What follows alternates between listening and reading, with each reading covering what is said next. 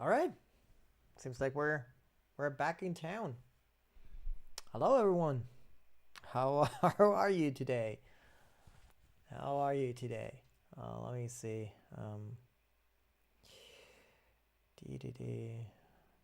Still need a minute or two.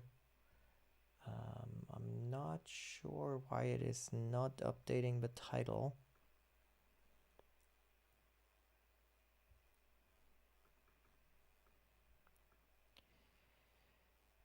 Edit post. Building a status page.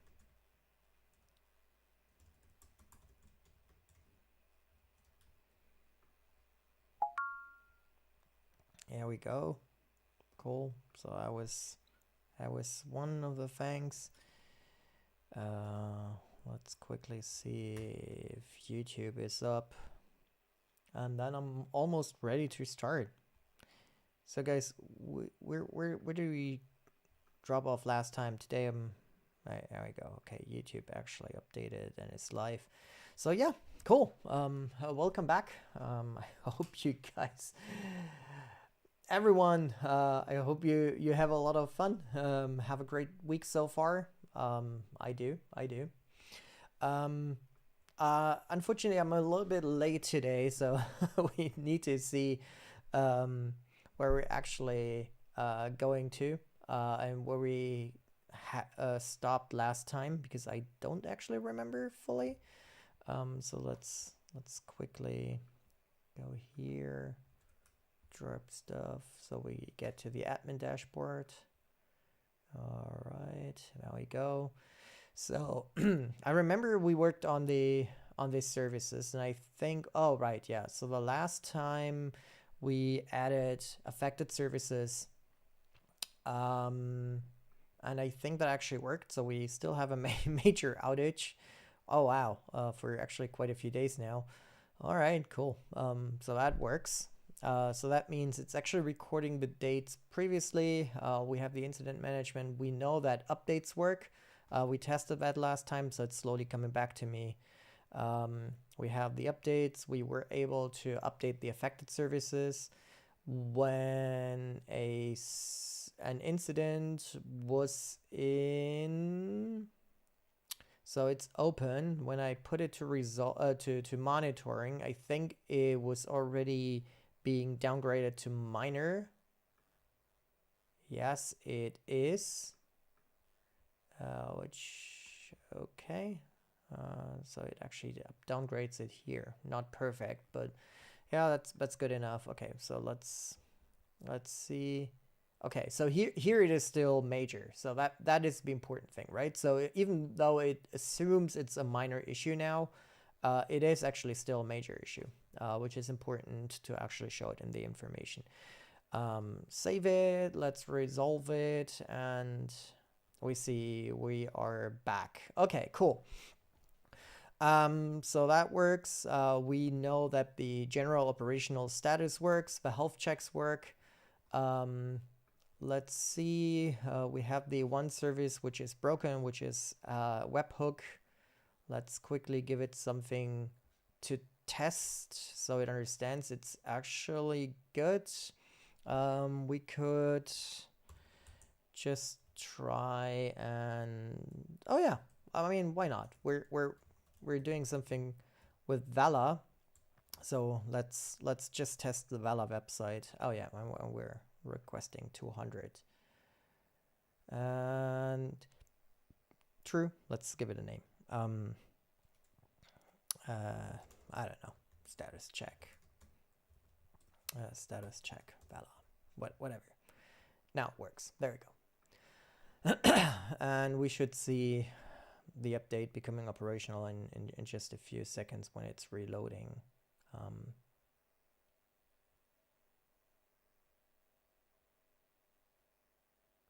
Come on. I hope it works. It used to work. Let's put it that way. Operational. Okay. So in theory, it should reload. There we go.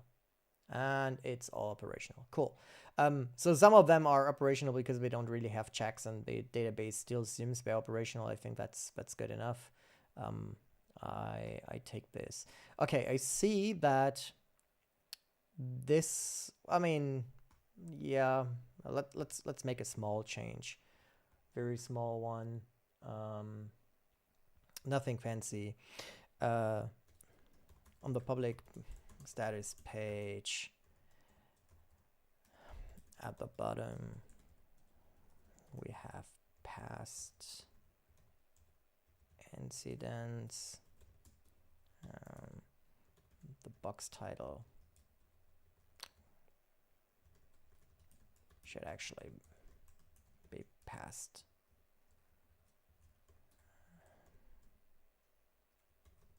Is that actually true? I mean, it also shows the current. Anyways, I think that's good enough.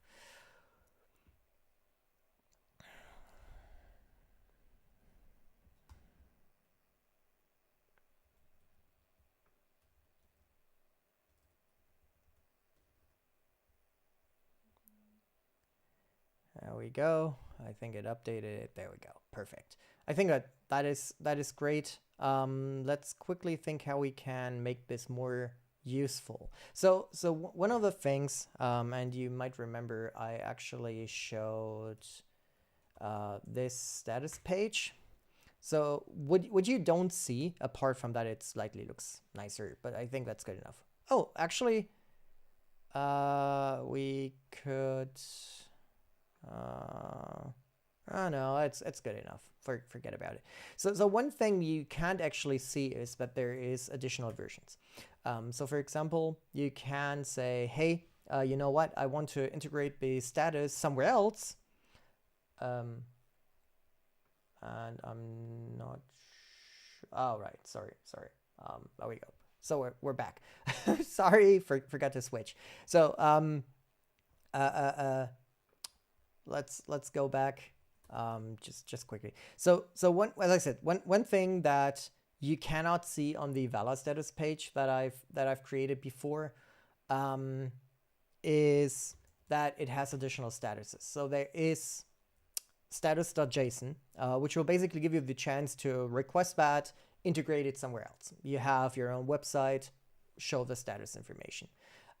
You want to provide it on some aggregation page, use the JSON, right? But there's also an SVG, which will basically give you the basic overview or basic overall status of the whole thing.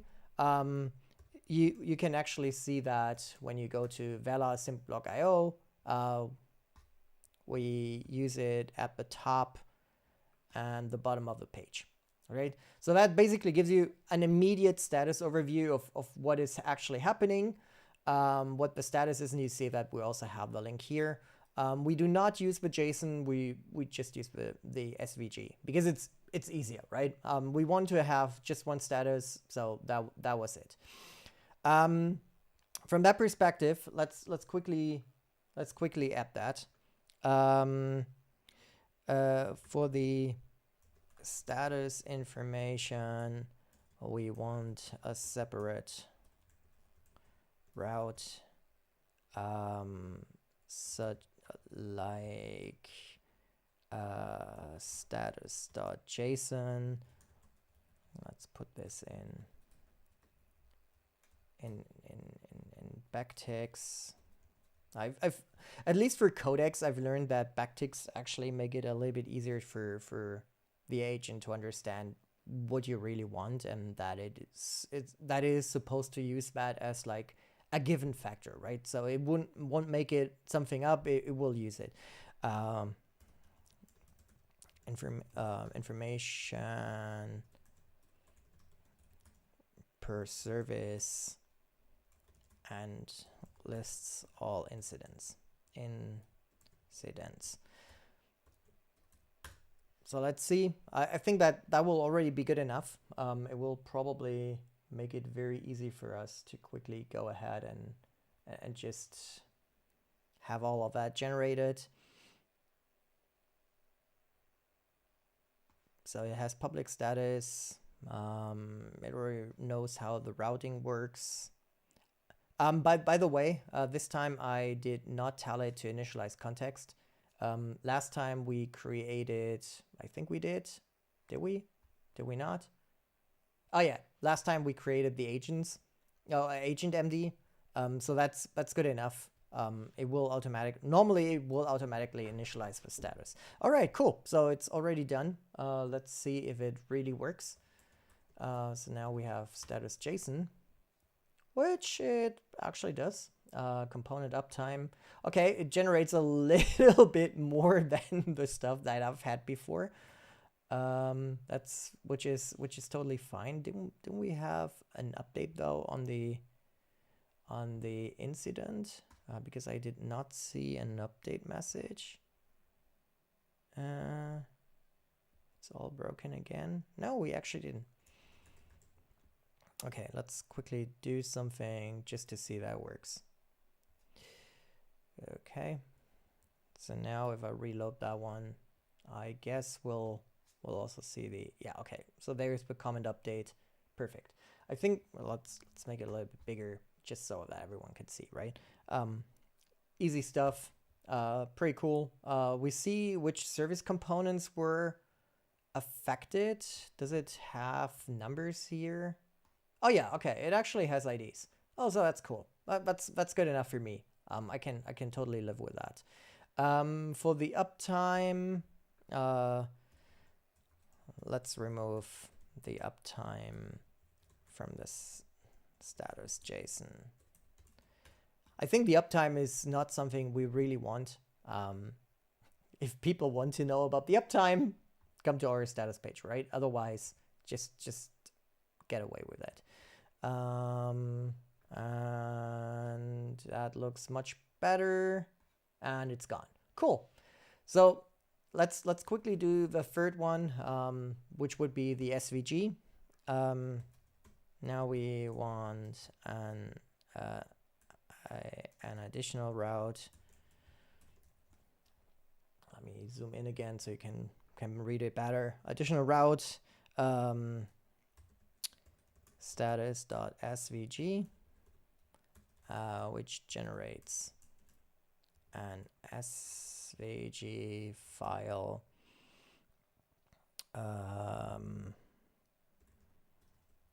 representing the overall system status, as in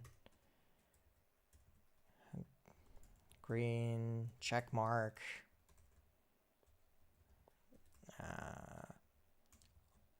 all good, green check mark, minor incident,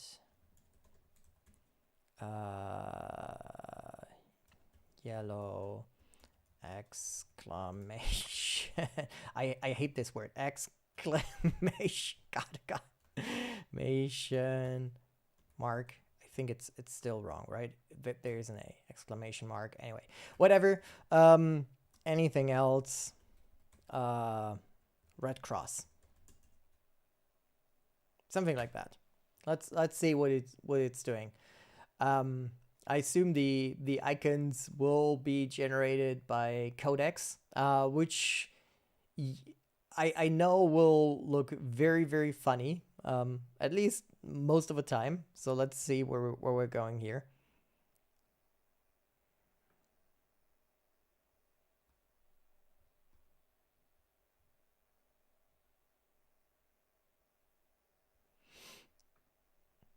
So it will return image SVG XML, which is perfectly fine.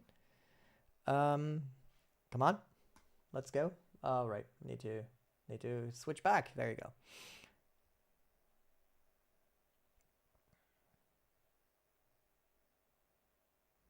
And I guess it will be a little bit of a shorter stream today. Oh, emojis. Oh, Ank, that's actually a really good idea. I love that. Let's quickly see if it works, and then we're coming back to the emoji thing.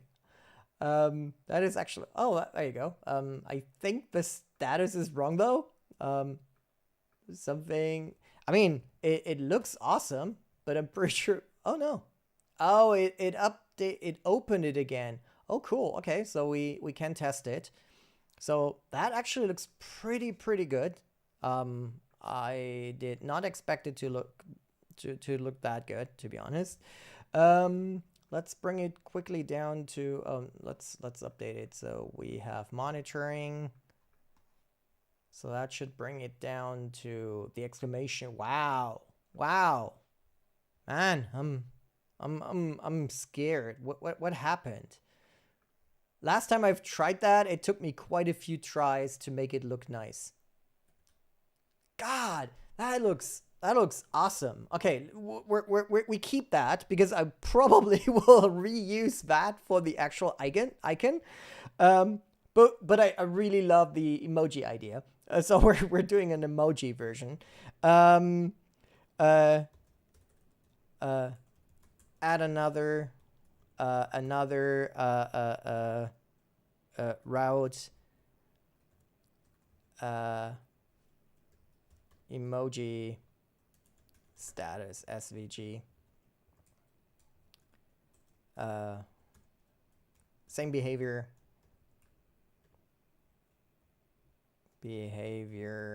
Come on.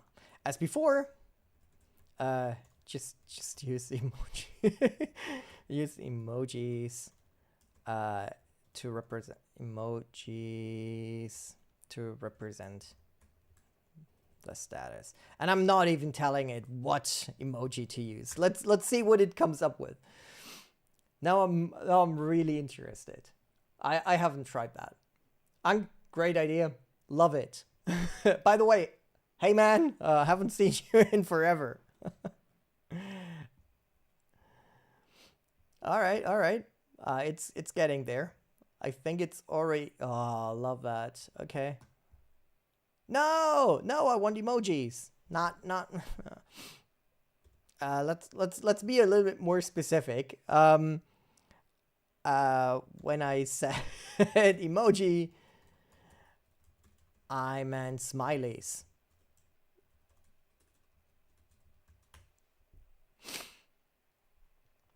Okay, let's do that.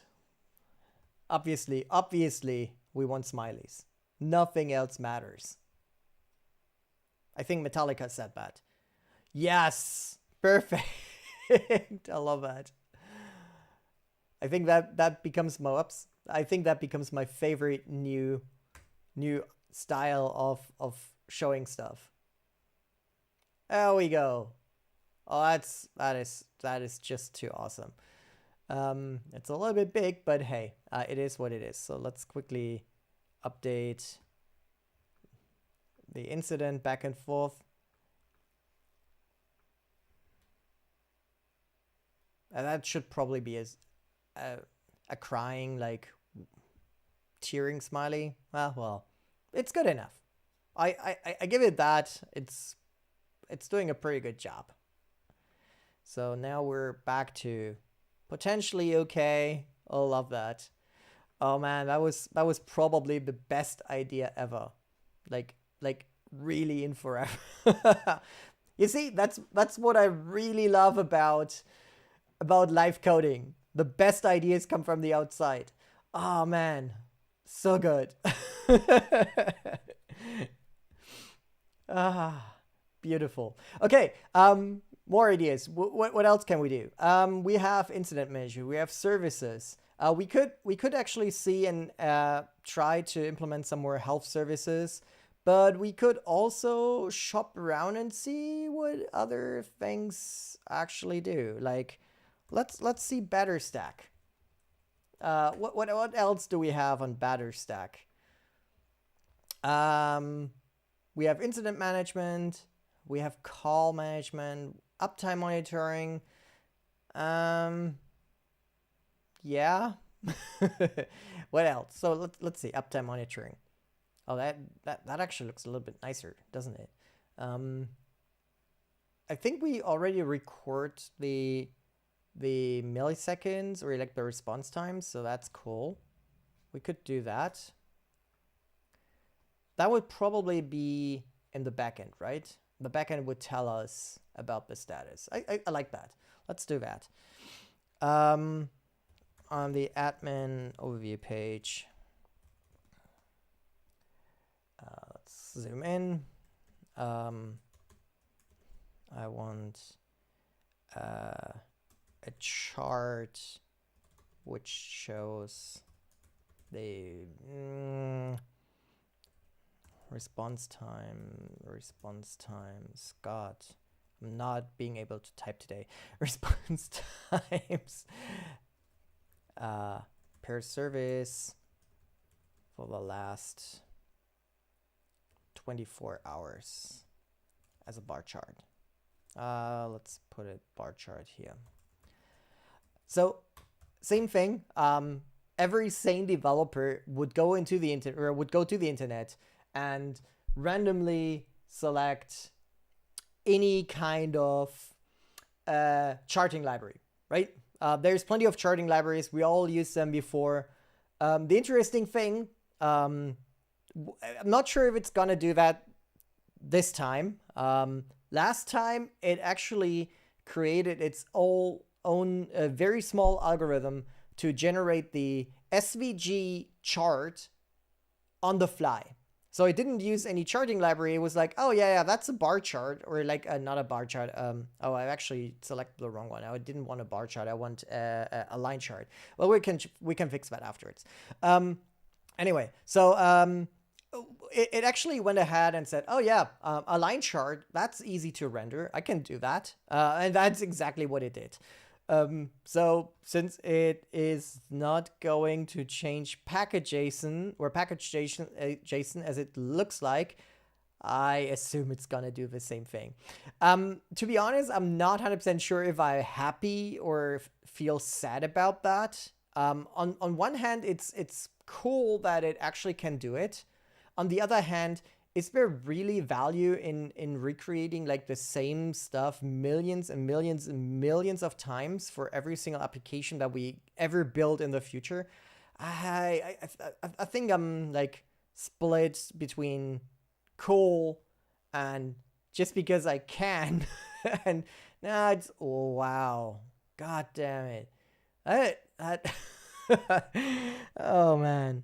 This is incredible. Okay. All right. I think I'm leaning towards it's awesome. I mean, which charting library gives you that specific style of a bar chart? Okay.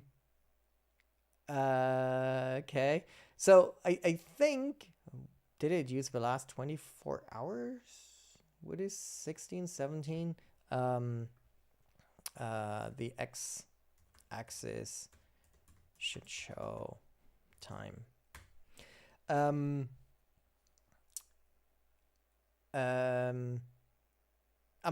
blown away. I'm sorry. There you go. Now we have time. So yeah, last 24 hours. Let's add something. Okay, it's still finishing up. There we go.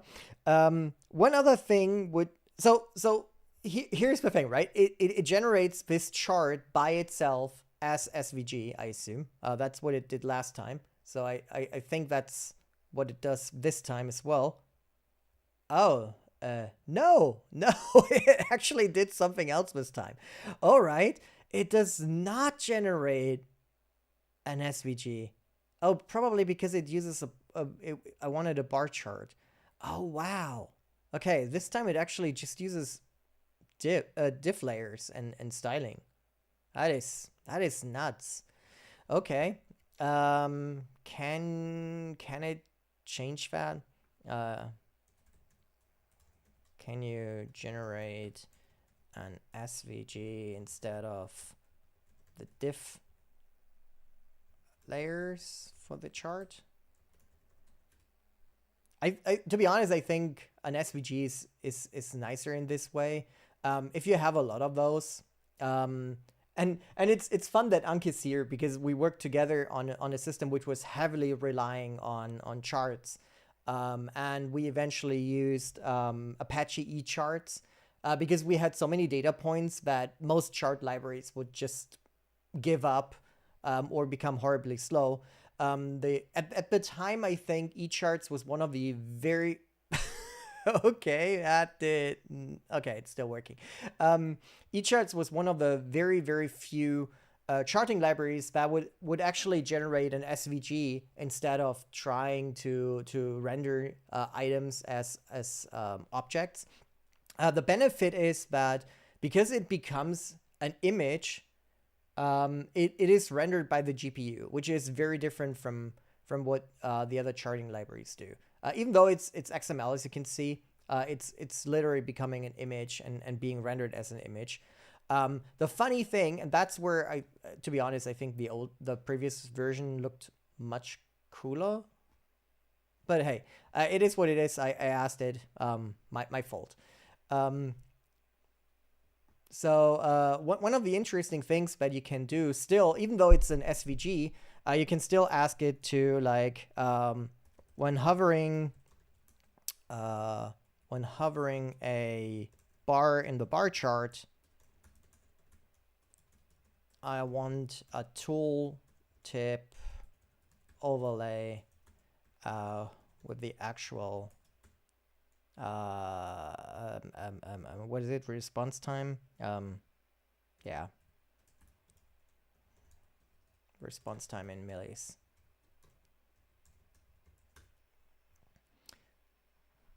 And that is something I really like. And as I said, eChart has, I don't know if you guys ever seen eChart. To be honest, I think it's one of the most extensive, most insane charting libraries ever. I think it was initially created by Tencent and a couple of other people, mostly like the big Chinese ones. But it is insane, right? You look at the examples and you're looking for a chart or a chart type, betcha they have it. Whatever it is, they have everything, including some really, really weird ones like where's the 3D stuff? You see, you can keep scrolling forever, and it's still doing that for example. So that is completely nuts. I mean, I understand how they do it. It's WebGL, but still, like, come on, seriously, that's a charting library. It's not Google Map. No, not Google Maps. What was it? Google. Oh, what was it called? What was it called again? Google Globe. What? There you go. Anyway, we have our overlay now, or like our tooltip. That is actually very nice. Does it look perfect? No, don't care. So one of the things that I think is really cool about the whole vibe coding thing is if you need some of the like small tools, like a small monitoring system. In this case, for Vala, it was like a small admin dashboard, and the public static page or status page. This is where I think it really becomes helpful because it doesn't have to look perfect. The public page, it's one page. You can spend a lot of time making that nice. But for the admin dashboard, I don't care. I mean, yeah, it doesn't look perfect. It's not super nice, but it does it does the job. Did it do? Oh, okay. So the database. Oh, right. Yeah. Okay, fair enough. I didn't bring up the database connection. Let me. Oh no, wait. The database connection is gone. No, it's not. Okay, whatever. Probably like a short hiccup or anything. Right. So from a admin dashboard perspective, I think that's totally fine. Let's see. Just for funsies, let's quickly commit all of that. Oh, let's ask the agent. Come on. Stage and commit with git. So that should give us a few questions.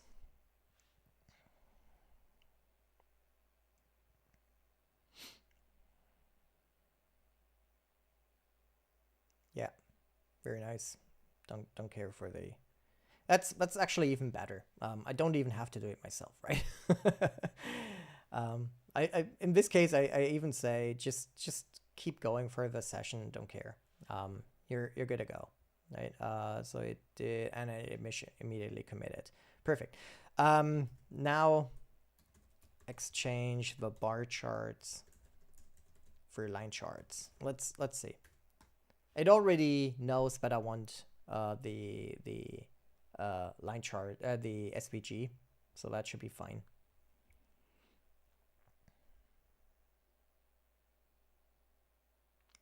I think at the moment it actually uses, what is it using? Hourly, 14, 13, 12, 11, yeah. So I think for the line chart, we can actually ask it to do more, like the actual raw values, which will certainly be a little bit more.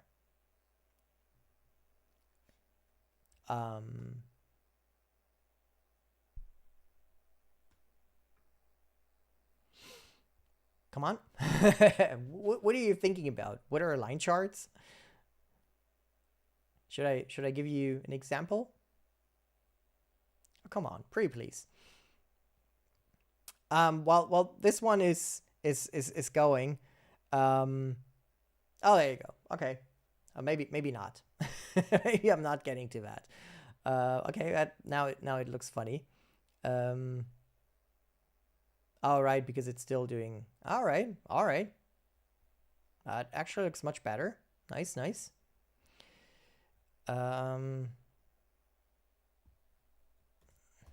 Now instead of using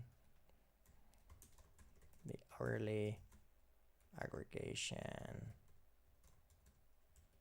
use aggregation, use raw minute values.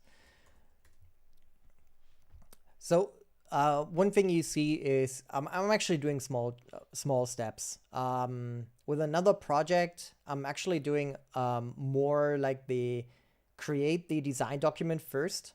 Do a couple of iterations of the design document together with the AI, update it itself. When I'm happy with the design document, I tell it to write a specification from the design document. The specification will always refer back to the design document itself, but basically lays out the exact plan I want the AI to follow. So basically what I'm doing like manually right now, like all the small steps, that's what I have in the specification file. It also lines out like tests you want to have in between to make sure that stuff works. And that is how I figured out that you really can guide it really nicely. Some friends, and if you joined us last week on Friday, friends they actually use multiple agents. I'm not at that level yet. I'm actually looking into that. I'm really interested in how to really make multiple agents work together, control each other, influence each other. Maybe even having Codex, Claude Code, and I don't know, like Copilot, fighting for the best idea. Basically, like free engineers, right? You would have free engineers fighting over any topic you can imagine, probably taps and spaces. Oh, I know what I'm doing next. Having agents fighting over taps or spaces. Tell me who's winning and what will win, right? Okay, that actually looks funny. That did not work as I expected. All right. That did not work as expected.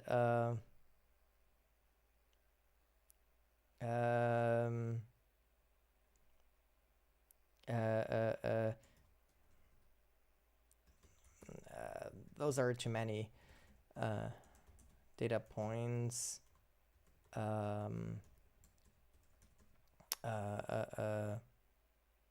Merge them down to like 10 per hour, which means 6. Yeah, 10 per hour. Like 10 per hour. That means it's gonna be a maximum of 6 per data point. Yeah, 6-minute buckets. Let's see. I assume it's gonna do this in the database. Yes, it does. It's not using time. Oh, by the way, in case you've been here last time or the one before, I actually looked into using timescale in Vala right now. I have so my test branch here would actually already support Vala. Would already support timescale as the extension. I have it activated. So if I go to database and extensions, you can see that timescale is activated. It is the Apache version. It doesn't have all the features, so it's not as useful as it could be, but especially for like the raw data values, it would still be cool. It is not fully available yet, except for we're patching the branches manually, because some extensions, including timescale, need to be preloaded when Postgres starts. So I'm still working on that. It's one of the things that I need to keep working on. But it will come with all the other extensions as well. So stay tuned for that. But it still doesn't look good, right? No, it still doesn't look nice. What do you do here? What are you gonna do? Make the range of the graph of the charts dynamic, maximum of 24 hours, maximum of 1,000 data points for the selected range. Let's put this into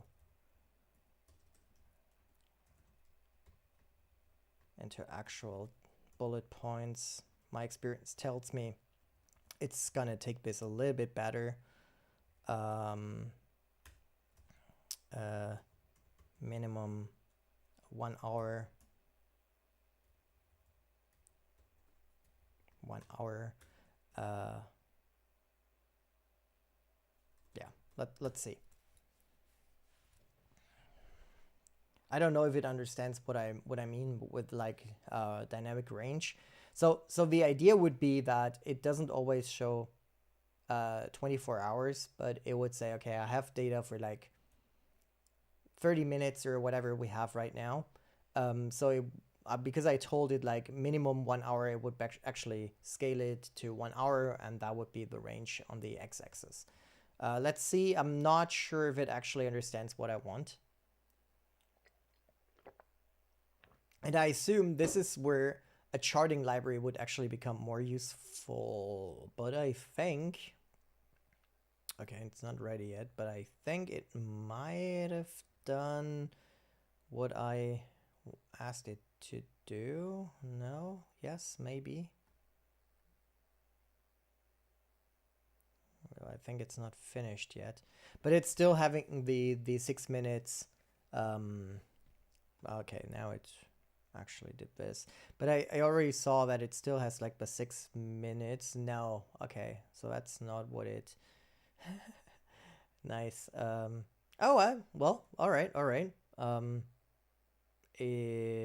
Well, not what I wanted, but still actually pretty cool, to be honest. I kind of like the style. It actually looks quite nice, doesn't it?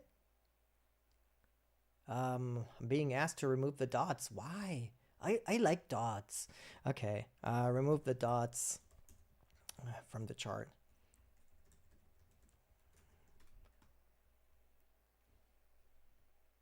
I remember dots were always a discussion point. I like dots because they show you where a specific item is, but to be honest, I really like the style. Man, this looks really nice. I'm impressed. All right. Yeah, I think I think that's actually doing exactly what I wanted, just not fully automatic. I mean, that looks weird, but it would look like that anyway. So okay, we have an error here. Let's do the one meaningful thing. Shouldn't it show me the error here as well?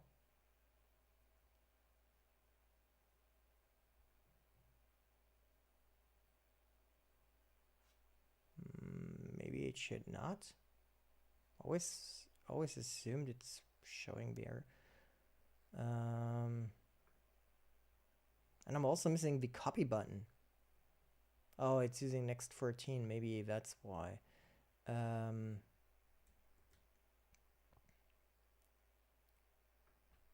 Something is broken on the tree. Why are you not telling me? Is that the one? Serializing to error. No. I always thought that it tells me the exact error here as well, especially in dev mode, but it seems like it doesn't.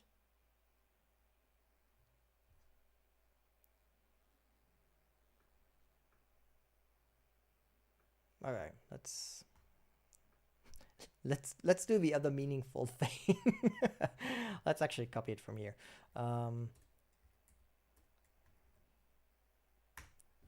Let's see.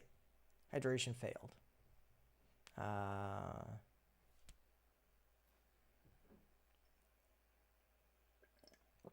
Since it's coming over and over again, I assume it will be able to find it and fix it.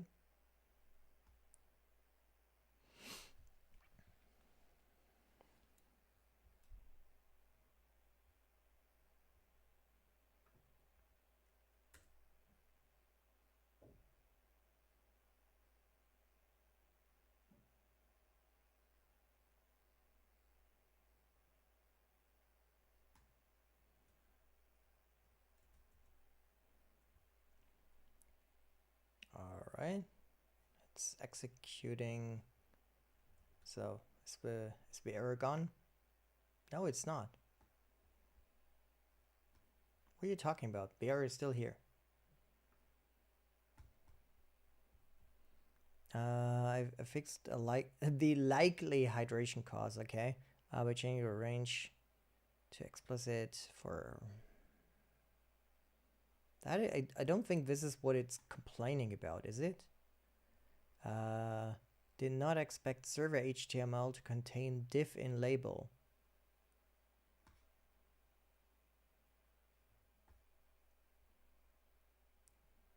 By the way, why diff in label? Isn't it label in diff? Anyway, checking invalid nesting, like block container label, monolizing. Error pattern points to the browser repairing invalid HTML.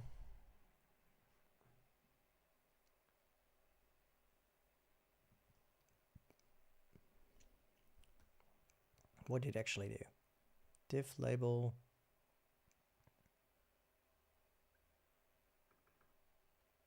Oh, here is a label, and here. Okay, so it removed the label and range. Or did it actually? Range, okay. So it removed that. And it added it. Okay, select hours. Label for range. Okay. So now the label is definitely outside. Or like there's no diff in the label. Huh. It's still complaining. All right, let's give it another try. I'm really missing the copy button. It's still happening. Man, this is not how it works.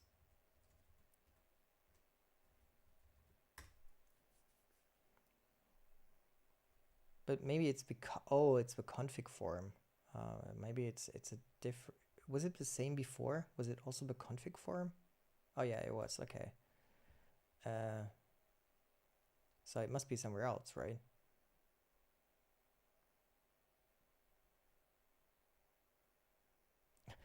Cool. The stack points to, so I'm treating that as component as real source code now.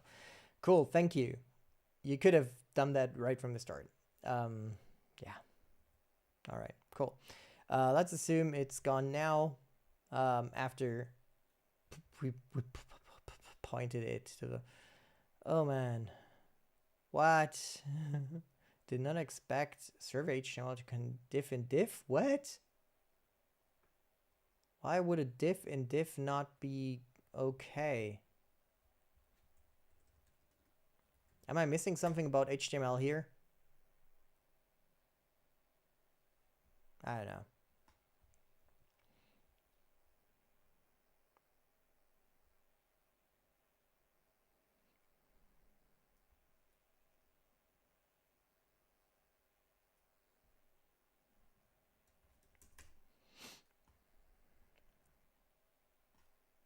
What time is it? 1:45. Okay. Few more minutes. Didn't manage to get as far as I wanted today. Okay, import. Okay. Why ever it thinks it needs to do a dynamic import now? Maybe it does. I assume it knows better. Well, I mean, sure, you can do that. You make so what it did is it basically made it a dynamic component or a dynamic import. So here's the component, it loads it at runtime and it says don't do hydration. Does that fix the error? No. Does it work around it? Yeah, I guess so. You could claim it does. Right. Anyway, that's fair. I think it's good enough. So I think that will be it for today. As I said, I don't have as much time, but one of the cool things, or like a funny project that I'm working on the side, mostly burning through credits. I just quickly gonna show it to you. So I have that for the ones that don't know, that's C-line. C-line is for C code and all that kind of stuff. And the preemptive scheduling design might give you some hint and the term kernel. So what I'm doing is I'm actually using Codex and building an operating system. Nothing fancy, small 64-bit operating system. It actually works. It runs. And unfortunately, I can't make it to the console right now because we're in the process of moving from cooperative multitasking to preemptive multitasking, but I think I can still boot it. It will stop, it will not get to the CLI, but you can believe me, it actually has a CLI and it also has externally working stuff. The funny thing is that it actually uses WebAssembly. So the whole kernel itself and stuff, like it's a microkernel design. The kernel is C, and one of the first things that it does is actually booting a WASM micro runtime. That's the only thing that is not coded. It is, let me see, where's lips? There we go.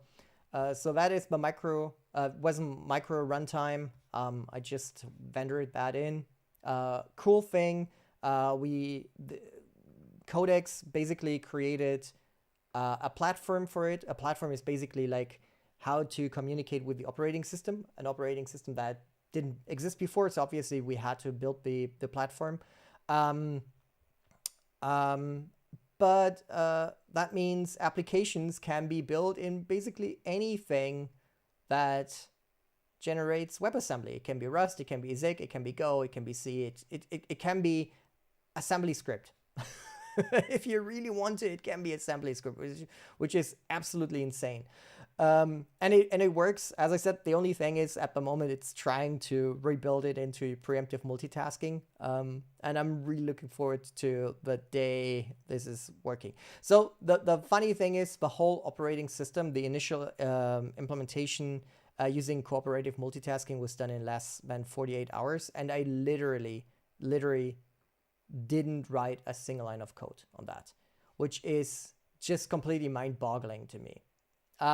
Anyway, this is not yet, at least, a public repository. I make it public in the next couple of days. I'm still doing a little bit of stuff on it. No, wait, that's an incognito tab that won't work. As I said, I'll do I will make it public in a few days, and you can see it actually required quite a few commits to get where we are today. It has a few branches. They're not pushed yet. But yeah, there's quite a lot of information. It kept marking what it did. I actually find this really an interesting project from two perspectives. First of all, I just find it completely mind-boggling that an AI is able to write an operating system. Is it the best operating system in the world? I bet not. Absolutely not. But it works, and that's the crazy thing to me. The other thing is that you can actually use WebAssembly to build applications, drivers, system services around a microkernel. That's the other mind-boggling thing to me. So yeah, that's a little bit of a play project for me right now. And the good thing is it taught me a lot about how to go around and use AI. Or use AI agents, right? Coding agents. I think that's from my perspective, for me, like the biggest takeaway, how to really do this. And that also means we're gonna use that much more at Simplyblock, not as like going straight and let it do whatever. That's just a test for me, and I'm pretty impressed how far it can be taken. But I still have to sometimes jump in. It's going off of the rails. I have to stop it, put it the right way, say, hey, I want this differently, or you're on the wrong track. Redirect it, send it straight. And as you know, and as you've seen multiple times, I'm actually looking at the source code that is generated. If there's something I'm completely dissatisfied with, I would actually point it out and clean it up. I think this is still the important thing. It's really cool. It's incredibly efficient to use AI, and it's getting better. Is it something you can just go wild and do whatever it wants? I don't think so. Most specifically also because it will eventually get into a loop and will burn through your credits. Just don't do that.